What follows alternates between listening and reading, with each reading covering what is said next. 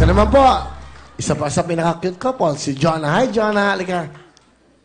Binabati ko po lahat ng taga Santa Maria, Bulacan, sa nanay ko po, tatay ko, kuya ko, sa mga tita, tito ko, lolo't lola ko.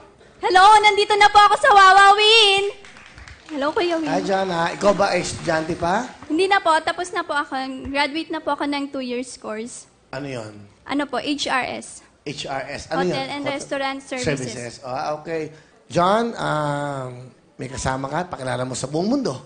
Ayun, pinapakilala ko po sa inyo ang pinakapoging lalaki sa buhay ko. Renzi. Wow. Renzi. Maganda nga po parang Will. Ganda nga po.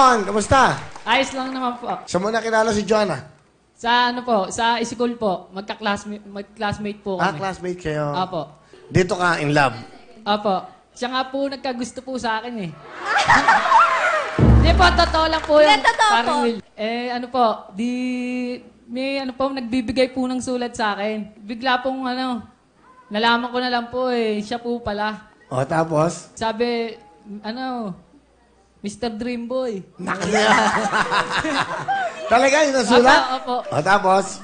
Sabi, alam mo ba, crush kita? Sabi po ganun sa akin. Paano mong nalaman na siya?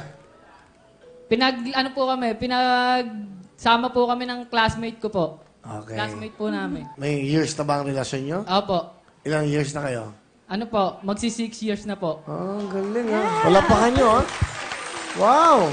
Renz, ano gusto mo sabihin kay Jonah?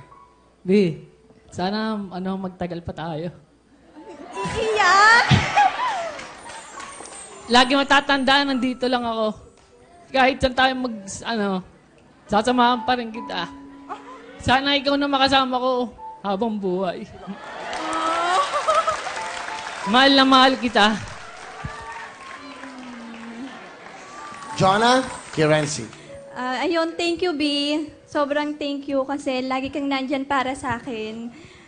Ayun, di mo ko pinapabayaan. Kahit kurutin kita, suntukin, sampalin, nandyan ka pa rin lagi para sa akin.